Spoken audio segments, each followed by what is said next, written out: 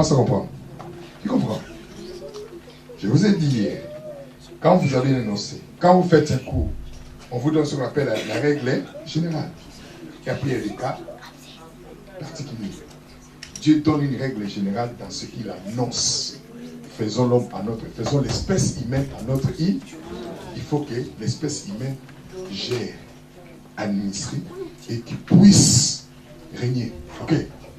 Mais si tu n'as pas compris le premier mandat donné, tu ne pourras jamais accomplir le deuxième mandat selon sa nature physique.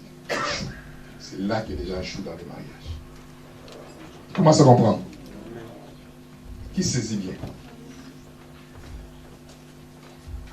Est-ce que vous saisissez? Ça fait pas mal à la tête, non? C'est bon? C'est là qu'il y a le problème. Alors, je reviens rapidement. Nous allons continuer sur ça demain. Je vais expliciter ça demain. Mais je reviens sur un point très important. Dieu ne fait rien sans qu'il ait établi un objectif, un but ou la raison de la chose. Quand il fait l'homme, il a déjà établi la raison pour laquelle. Maintenant, pour que nous puissions toucher le rôle de la femme et le rôle de l'homme masculin, il faut que nous comprenions tout d'abord le rôle de l'homme spirituel. On commence à comprendre. Si tu ne comprends pas le rôle de l'homme spirituel, tu échoues dans ton rôle d'homme naturellement masculin, d'homme naturellement féminin. Tu échoues. Tu échoues. Tu ne peux pas résoudre un cas particulier si tu ne connais pas la règle générale. Tu échoues. On va connaître la règle générale, ok? Alors, la plus grande puissance ou le plus grand succès dans la vie d'un homme ou d'une femme, premièrement, c'est de connaître. La clé de l'épanouissement ou de l'accomplissement de ta vie, c'est de connaître l'objectif pour lequel tu as été créé. La clé de l'épanouissement dans ta vie, c'est de connaître la raison pour laquelle tu as été créé ou l'objectif pour lequel tu as été créé. Si tu ne connais pas la raison ou l'objectif pour lequel tu as été créé, automatiquement tu échoues. C'est ça la clé de l'épanouissement de la vie d'un homme, de tout être humain. Connaître l'objectif pour lequel tu as été créé. C'est dans la connaissance de l'objectif pour lequel tu as été créé que tu trouves l'épanouissement dans ta vie. Si tu échoues dans cette connaissance de la raison pour laquelle tu es créé, tu échoues lamentablement et tu ne peux pas arriver. Donc, l'objectif ou le but divin est la clé pour votre accomplissement et votre épanouissement. C'est que nous devons comprendre que Dieu a un désir. Le désir divin est que tout être humain trouve son objectif et l'accomplisse. C'est ce qu'il désire parce que quand il a créé, il a établi un objectif bien précis. Si l'être humain veut savoir qu'il est dans l'objectif de vivre pleinement une vie réelle, il doit premièrement comprendre le principe divin de l'objectif ou du but. S'il veut savoir cela, il faut savoir qu'est-ce que veut dire un but, qu'est-ce que veut dire un objectif, qu'est-ce que veut dire une raison de. Si tu ne connais pas la raison de, tu ne pourras pas faire la chose pour laquelle. Un exemple. Je vous offre cet appareil. Je l'offre, je ne sais pas,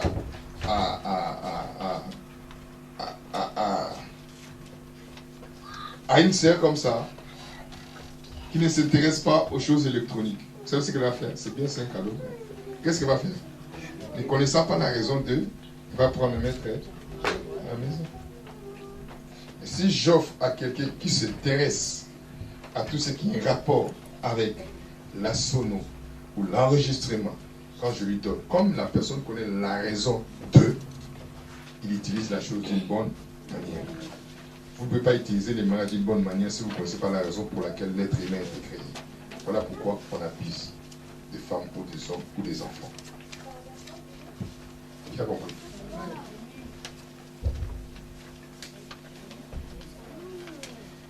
c'est la raison de l'objectif qui va changer votre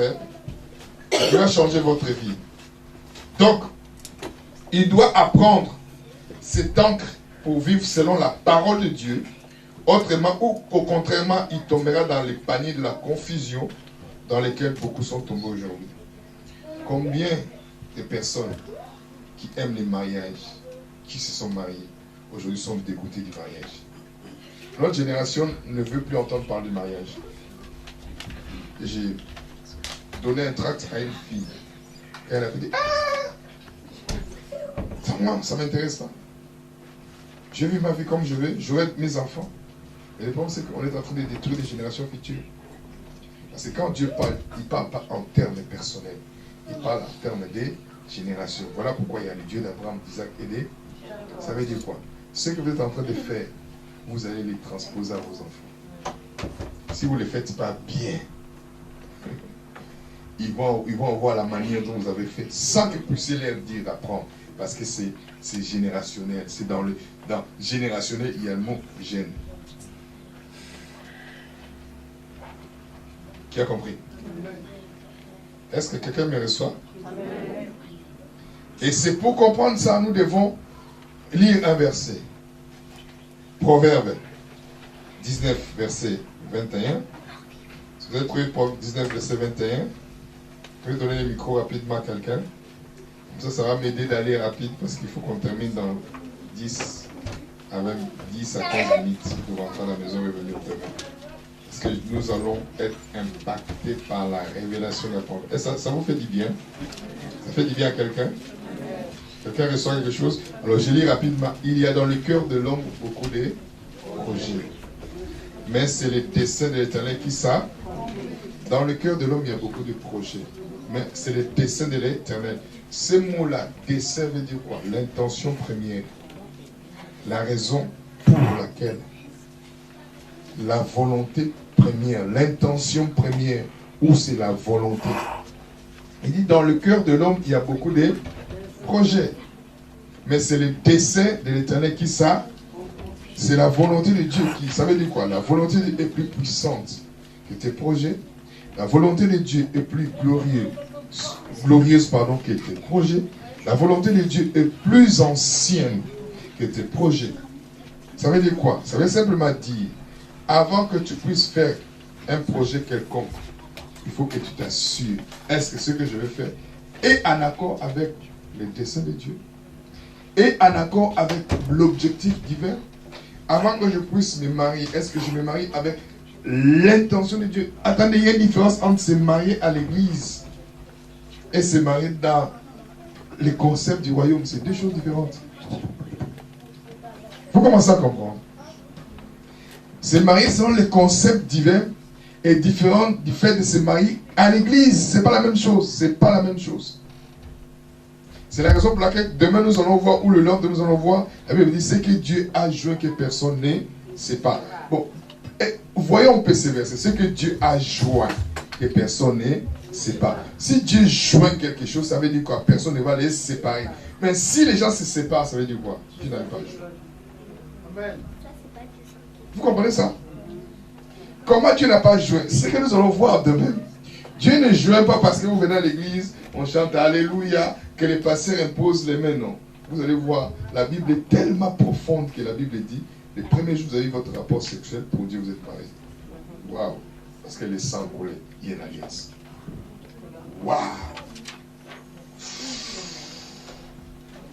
Beaucoup de personnes sont encore dans l'adultère sans qu'ils s'y rentrent. Nous allons aborder ce point-là pour voir que nous nous tuons parce que tu te maries sans être divorcé. Ça ne peut pas marcher. Ça ne peut pas marcher. Même si tu es chrétien. Vous commencez à vous rendre compte. Hein? Oh. C'est plus profond que le fait de dire Alléluia, que c'est beau les mariages. Oui, réjouissez. C'est plus profond que ça. Quand vous lisez Malachie, Dieu dit, j'étais témoin de ton mariage. Il dit, j'étais témoin. Il dit, j'étais témoin. Et la femme de ton adolescence. Malachi l'a dit. Quand est-ce que tu t'es marié? Dieu dit qu'il était témoin. Les gens n'étaient pas mariés. Parce que le sang coulait. Comme le sang coulait, tu as accepté d'avoir une alliance avec cette personne. Et tu as brisé l'alliance sans briser les choses dans le spirituel. Tu es marié à Jean, mais tu penses toujours à Pierre. Ce n'est jamais arrivé. Beaucoup sont mariés à Kelly. Mais en réalité, Chantal n'est pas encore parti. 10 ans après, dès que Chantal débarque, Kelly est laissé parce qu'il a joué un rôle chez Kelly. Comment ça comprend? C'est plus profond que le fait simplement de venir à l'église, qu'on prie pour vous, et puis après vous allez... Non, ça n'a rien à voir. Si nous commençons à comprendre les principes du royaume des cieux, nous allons faire très attention dans ce qu'on appelle le mariage. Tu vois les gens rentrent à l'église, oui. Ah, frère, Dieu m'a dit, je vais vous montrer excusez-moi les sœurs, je vais vous choquer. J'ai jamais vu dans la Bible où Dieu a commencé à montrer, à demander à la femme de demander la main à l'homme. Excusez-moi. Je trouve que les sœurs sont compliquées. Un homme marié, tu reçois une vision que cet homme qui est marié là, c'est ton mari. Ça c'est démoniaque, on va te délivrer même. Et elle prie au ciel, gêne. Vous êtes compliqué. Quand on ne connaît pas l'objectif pour lequel on a été créé, on amène une confusion comme ça. Oh oh, est-ce que je fais mal à quelqu'un? Non, je suis simplement en train de vous aider. Cette vérité chrétienne nous dit que nous pouvons faire tous les plans pour vivre, mais si nous ne faisons pas nos plans en accord avec l'objectif pour lequel Dieu nous a créés, nos plans seront vains. Vous ne vivrez jamais au-delà de votre potentiel. Potentiel, c'est quoi? La vraie personne que vous êtes. Et vous serez insatisfait. Donc, nous avons seulement une seule vie et nous devons la vivre d'une manière sage. Parce que nous rendons compte si nous n'accomplissons pas pleinement notre objectif. Tu n'as pas de vie, tu n'en as pas. Vous savez, quand vous ne comprenez pas les principes de l'objectif, vous perdez votre vie. Comment? En perdant votre temps. Imaginez vous vous engagez avec quelqu'un qui n'est pas votre mari, votre femme. Le temps que vous allez investir avec la personne. C'est du temps perdu. Quand vous allez vous rendre compte, ce n'était pas ça. Et là, vous n'êtes plus vierge. Vous avez des colis derrière que vous devez ramener. C'est aussi quand vous êtes femme. Les hommes partent seuls, mais vous les femmes, vous ne partez pas seuls. Ça témoigne. Quand vous voyez, vous avez toute une colonie derrière qui vous suit. Il n'y a personne qui va venir, il faut réfléchir. Est-ce que j'ai l'argent pour s'occuper de cette colonie-là? Regardez le temps perdu. Non, je vous dis la vérité. Je suis là pour vous aider, je ne sais pas, vous caresser. Non. Vous investissez votre temps avec quelqu'un qui va vous apporter nulle part. Quand un homme vient vous voir, mes soeurs, mes frères, ne suivez pas son argent, ni sa beauté, ni le fait que tu sais, je t'aime. L'amour ne suffit pas pour bâtir votre relation.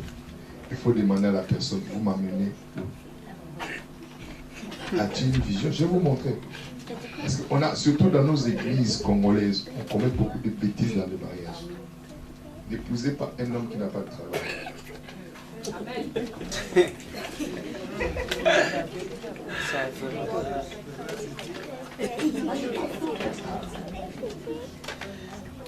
Parce qu'il peut pas dire nous. Non, vous savez, ne riez pas.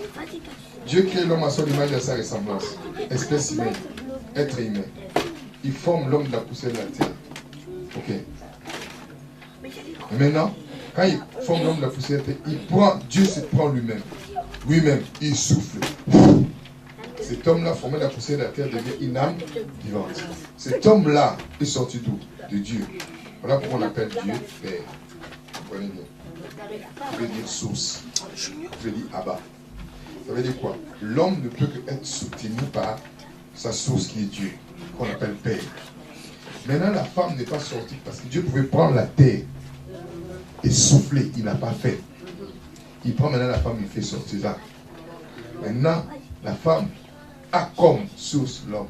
C'est la raison pour laquelle c'est l'homme qui doit pourvoir la femme. Quand vous changez les rôles, comment ça va pas après? Waouh! Un jour, j'ai essayé d'enseigner ça dans une église congolaise. On m'a dit, ah, c'est passé là, qu'est-ce qu'il dit? C'est pas biblique. Mon Dieu, je vous garantis, si vous continuez comme ça, c'est ce qui fera que vous aurez tellement de divorces. Les patients auront mal à la tête. Parce que vous faites les choses selon la religion, pas selon la parole. Amen, amen. Waouh! Moi, je continue mes affaires. Est-ce que ça vous fait du bien? Comment utiliser votre vie d'une manière efficace? Comment utilisez-vous votre vie tout d'abord? Comment vous l'utilisez? Sachez que vous avez une seule vie et vous n'avez pas le temps. Celles qui ont plus de 30 ans, 40 ans, 50 ans, qui ont eu des enfants avant de connaître ces choses, je suis désolé, ne peuvent plus revenir à 17 ans, 18 ans. Comme Isaac. 17 ans encore. Isaac a voulu rattraper ce qu'il n'a pas pu faire à 17 ans. C'est fini. 17 ans, vous le vivez une seule fois, pas deux fois. Si à 17 ans, vous n'avez pas été sage, c'est pas 35 ans. Quand vous allez vouloir vous rattraper, vous allez dire, ah, c'est trop tard. Vous commencez à colmater les trous. Quelle valeur donnez-vous à votre vie? Savez-vous que l'une des choses la plus dangereuses dans la vie est la perte du temps? Je me suis rendu compte, nous les Noirs, nous avons une montre différente par rapport aux autres. Un Noir arrive au rendez-vous, et surtout, ça je ne sais pas si c'est une maladie congolaise. Un Congolais arrive en retard d'1 heure, 2 heures. Et il te donne une excuse pour faire comprendre que non, c'est normal que je sois venu en retard. Je remarque, il faut que je regarde, je dis, mais je suis choqué. Ah, mais tu sais, le train a du retard. Tu sais que là où tu vas, le train souvent du retard. Bon, prends au moins 2 heures pour aller au rendez-vous. Tu sais que le train a du retard, mais tu quittes chez toi 15 minutes avant le rendez-vous. Et ça, c'est quelqu'un qui ne sait pas gérer son futur, son avenir. Le temps, c'est la seule marchandise ou la seule monnaie d'échange que vous ne pouvez pas stocker quelque part, ou vous pouvez créditer quelque part ou garder dans une banque. Non. Tout le monde sur terre a 24 heures. Les riches et les pauvres ont 24 heures. Et tout dépend de la façon dont vous gérez votre temps. Vous allez vous rendre compte, les gens qui sont les plus pauvres sont les gens qui tuent leur temps, qui tuent leur avenir. Ils se réveillent à midi, alors que la journée est presque déjà finie. Tu vas faire quoi? Tu vas se comprendre. Si quelqu'un ne sait pas utiliser, ne sait pas respecter ton temps, c'est qu'il ne sait pas respecter ton avenir et respecter ta personne. Ne marche plus avec cette personne. Tu ne peux pas récupérer le temps que tu as perdu aujourd'hui. C'est fini. Demain, tu n'auras pas 25 heures, 26, 20, 24 heures. Donc, ce que tu n'as pas pu faire aujourd'hui, tu vas voir demain dans ton planning, ça va t'amener le stress. Parce que ton planning est cher. Vous y arrivez, non? Quand vous voulez faire quelque chose que vous ne l'avez pas fait, vous êtes stressé. Pourquoi? Parce que vous n'avez pas pu gérer votre temps. Et cela, maintenant, amène des problèmes. Donc, vous devez donner la valeur en sachant comment gérer votre temps. Il est dit que le temps est l'une des marchandises que vous ne pouvez jamais économiser. Quand vous le perdez, il s'en va. Ce que vous vivez aujourd'hui, demain, vous ne le vivrez plus. Alors, la meilleure façon de faire avec le temps, c'est de l'utiliser d'une manière qui vous amènera de grands résultats. La seule façon d'utiliser le temps d'une manière efficace, effective, et de faire ce que vous devez, ce que vous êtes supposé faire aujourd'hui. Okay? D'une manière efficace ne veut pas dire simplement faire de bonnes choses, mais plutôt faire des choses justes et droites. Il y a une différence entre faire ce qui est bon, ce qui est juste. Vous allez vous rendre compte, les diables est devenu spécialiste des bonnes choses. À l'église, on fait des bonnes choses. On passe du temps à faire de bonnes choses, mais on ne fait pas des choses justes. Il y a une différence entre faire de bonnes choses et faire des choses justes. Jésus-Christ a eu du succès parce qu'il savait faire la différence entre de bonnes choses et des choses justes. Vous allez vous rendre compte, aujourd'hui, les enfants de Dieu ne savent pas faire des choses qui sont justes, mais ils savent faire de bonnes choses. Les bonnes choses ne sont pas des péchés, mais les bonnes choses, ce sont des choses qui vous occupent, qui occupent votre temps, sans pour autant faire des choses qui soient justes pour toi. C'est quoi? La chose que Dieu a prévue pour toi. Donc tu perds du temps dans des bonnes choses, sans pour autant accomplir la chose juste. On l'a vu dans le livre de Luc chapitre 10, Marthe et Marie. Marie faisait des bonnes choses. Quand Jésus est arrivé dans sa maison, qu'est-ce qu'elle a fait? Elle a fait des bonnes choses. C'est quoi? Aller préparer pour Jésus-Christ, afin que Jésus-Christ mange. La Bible dit, tu as choisi la mauvaise chose. La première chose que tu dois faire, c'est de connaître quelle est la volonté de Dieu, avant de faire ce que tu veux faire. Amen. C'est très important. Si vous voulez atteindre l'objectif de votre vie, sachez qu'est-ce que Dieu vous a demandé de faire et faites-le à fond la caisse. Une personne qui nous a aidés, c'est Jésus-Christ. Dès son jeune âge, il savait faire les bonnes choses. Pardon, les choses justes. Il n'a pas laissé son temps se perdre pour les bonnes choses. Garder la télé, c'est une bonne chose. Hein? C'est pas une mauvaise chose. Mais lire sa Bible, c'est chose juste. Qui a compris la différence? Aller dans un matin, c'est une bonne chose, mais ce n'est pas juste. Parce que tu vas dans le matin jusqu'à 6 h, tu ne vas pas à l'église le dimanche. C'est pas juste, c'est une bonne chose. Tu soutiens quelqu'un, mais tu n'as pas fait ce qui est juste parce que tu n'as pas été le matin à l'église. C'est un exemple. Hein? Aller dans une fête parce que une personne se marie, une personne que vous aimez se marie, c'est une bonne chose, mais ce n'est pas juste. Parce que demain vous allez manquer le culte, vous trouvez ça normal. Je ne suis pas venu parce que j'ai été soutenir quelqu'un. C'est pour que la personne même ne s'est pas mariée selon les principes de Dieu. Tu es en train de pousser la personne dans le suicide. Et tu participes. Or la Bible dit de participer à ces choses. Ok. Matthieu. Matthieu. Si tu veux arriver là où Dieu veut que tu arrives, il faut que tu saches faire des choses qui soient pas des bonnes choses. Dis à ton voisin, fais des choses justes. Arrête de faire des bonnes choses. Le diable va t'occuper à faire des bonnes choses sans faire des choses justes. Tu investis un temps où il ne faut pas investir et tu perds ton temps. Amen. Verset 13 jusqu'au verset 3. Matthieu 3. Verset 13 jusqu'au verset 16. Waouh. Je vais finir là. Alors Jésus vint de la Galilée au Jourdain vers Jean pour être baptisé par lui. Mais Jean s'y opposait en disant, c'est moi qui ai besoin d'être baptisé par toi, et tu viens à qui? À moi. Jésus lui répondit, laisse faire maintenant, car il est convenable que nous accomplissions ainsi tout ce qui est juste. Et Jean ne lui résista plus. Jean ne lui résista quoi? Plus. Ok. Matthieu 16, verset 22 à 23. Pour clôturer. Il y a une différence entre des bonnes choses et des choses justes. Les choses justes sont des choses qui sont faites selon la volonté du Créateur pour atteindre l'objectif pour lequel nous avons été créés. Ok. Tu peux vouloir aider quelqu'un, mais en dehors de la volonté de Dieu, ça te cause des problèmes. J'en ai été victime plusieurs fois.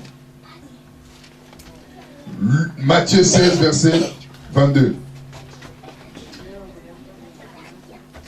Alors Jésus-Christ parle de sa mort. Il dit, il faut que j'aille à Jérusalem. Et là, à Jérusalem, on va me prendre, on va me tuer. Les Juifs vont me tuer. Maintenant, il dit à Dieu, ok, Pierre maintenant dit ici, Pierre l'ayant pris à part. Regarde, les sentimentalistes. Il dit, mais attends, nous sommes avec toi. Tu ne réalises pas. Tu n'es pas seul. Pourquoi? Parce que sans Jésus qui sache que Pierre avait déjà son épée. Il dit, cette affaire-là est tellement bon Nous vivons avec ces gars-là, les miracles, les guérisons.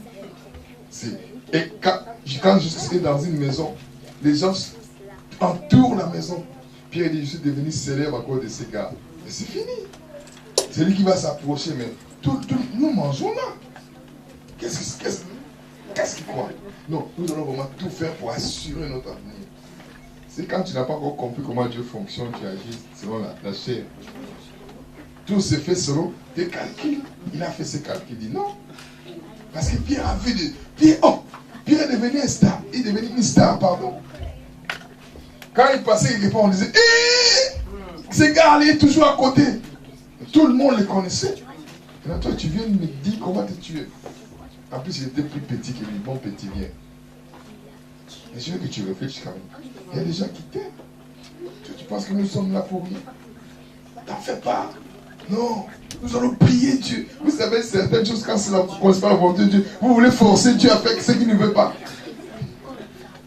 Il dit, nous allons prier Dieu. Dieu va te préserver. Non. Il dit quoi? À Dieu ne plaise. Seigneur. Cela ne t'arrivera pas. Quand on ne connaît pas la volonté de Dieu, on pense que les choses n'arriveront pas.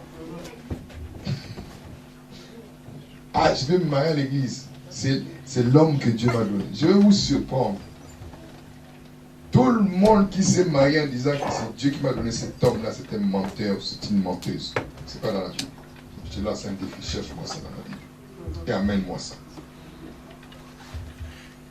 Oui, c'est Dieu qui m'a donné cette femme-là. Non. Je vais vous le prouver. Vous savez, quand Adam a péché, qui il a voulu rendre responsable? Non. C'est la femme que tu as mise à côté de... Dieu dit, oh, Adam, arrête des histoires. Parce que quand vous lisez bien la Bible, Adam, la première fois que Adam parle d'Ève, il dit cette fois-ci. Quand on dit en français cette fois-ci, c'est qu'il y avait avant. Donc Dieu n'a jamais imposé à Adam Ève. Donc Dieu ne vous imposera pas. Je vais vous choquer un peu. À qui est-ce que Dieu a imposé le salut ici, ou la nouvelle naissance? Entre la nouvelle naissance et le mariage, qu'est-ce qui est important? Entre le salut et la nouvelle naissance, qu'est-ce qui est important? Si le salut est important, il ne vous l'a pas imposé. Pourquoi vous imposez un homme ou une femme? Menteur. Arrêtez de dire des histoires qui ne sont pas dans la Bible. Dieu te laisse le choix de choisir selon les qualités qu'il a établies. C'est à toi d'aller dans la Bible voir. Est-ce que cet homme ou cette femme a des qualités? Parce qu'il y aura plusieurs prétendants qui vont passer. Oh oh. Aïe, aïe, aïe, aïe. Je suis en train de chambouler beaucoup de choses là. Vous avez trouvé ce que j'ai dit? Cela ne t'arrivera pas, mais Jésus se tournant et dit à Pierre, arrière de moi qui? Oh, est-ce que Pierre était Satan? Non. Parce que si tu mets en scandale, car tes pensées ne sont pas les pensées de Dieu. Les gens peuvent utiliser leurs pensées en disant que Dieu a dit. Donc il faut faire très attention. Quand tu ne connais pas la parole de Dieu, fais très attention à ce que les gens disent. Dieu m'a dit. Dieu ne peut pas contredire la Bible. Donc quand Jésus-Christ vient, il sait qu'il est un agneau. Il doit un jour être présenté.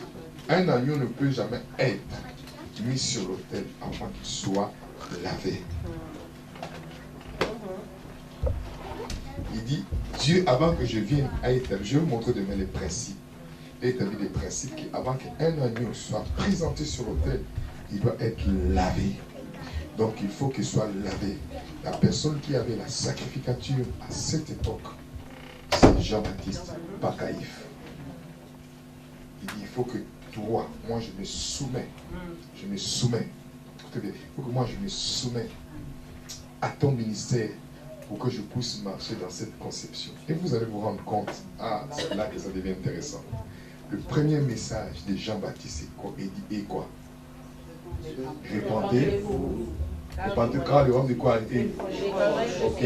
Il dit, la seule personne qui a le message que je vais apporter sur toi, je ne peux apporter ce message si je ne me soumets pas. Le baptême n'est pas simplement le fait de rentrer dans l'eau. Le baptême, verset m'a dit, se soumet à un enseignement d'un supérieur pour qu'il y ait la continuité. C'est la raison pour laquelle quand il s'est soumis, on a arrêté déjà. Qui a compris vraiment le Seigneur.